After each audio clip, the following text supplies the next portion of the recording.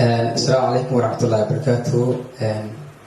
waxaan doonayaa halkan inaan ka soo jeediyo haddii la yiraahdo gabayga haddaan soo koobo waxaa tiriyey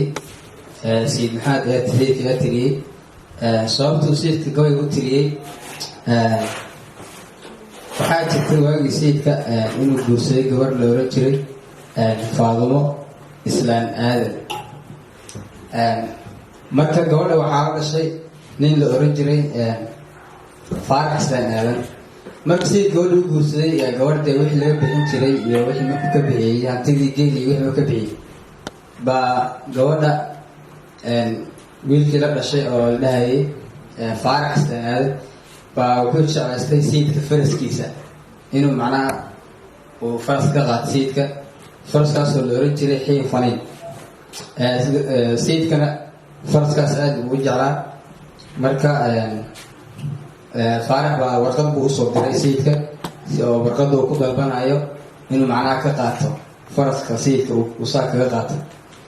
marka asagoo macnaha sayidku arrintaas ka xun haddii aan diidi karin oo xagga qaraabo wixii xaggaa laga soo galay baa marka gabaygan buu tiriyey. marka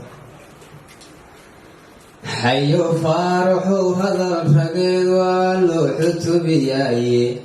nin xishoonayaan ahay haddaan lay xisdiyayne xabiib baan ahaa jeer kufriga laygu xasidaye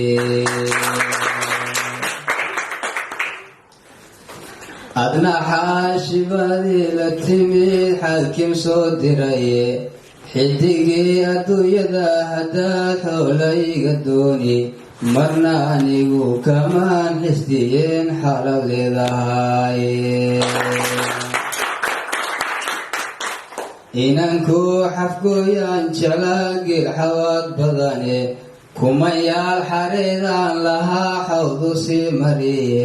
markaad Xiin Faniin damacday baan ka xanuunsaday maandhow xidhiiga qaarkii waa lagu xujoobaye waxaan kugu xutubiyaaba waa xuuradaan ahaye nin kalaan xafiilaba adaan xaydka ka rogiye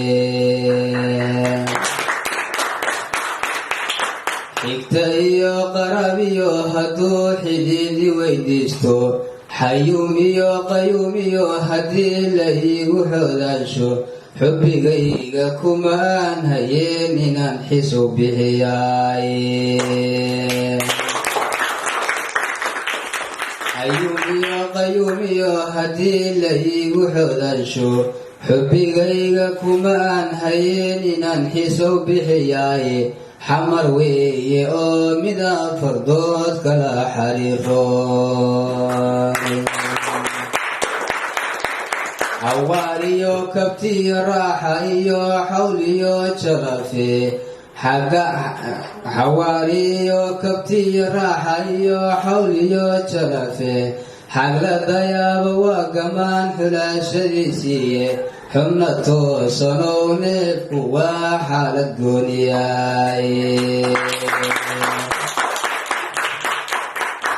goortaan xasuusula noqdaan xiisay qabane waxaan xaraafka diimeedahayn igaaga xeldheere xarbad iyo jihaadkaan lahaa xogsi ugu fuule usugaan xatooyada lahaa xurta uga looge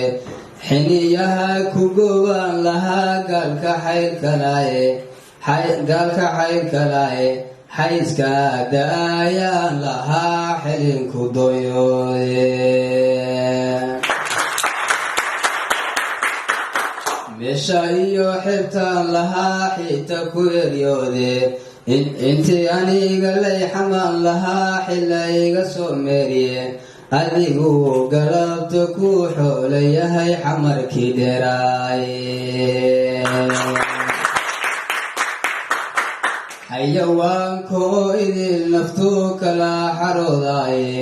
mar hadduu suldaaniga xilihinigaga xaydaantay xiligiisa qabo aadmi kale kuma xurmeeyeen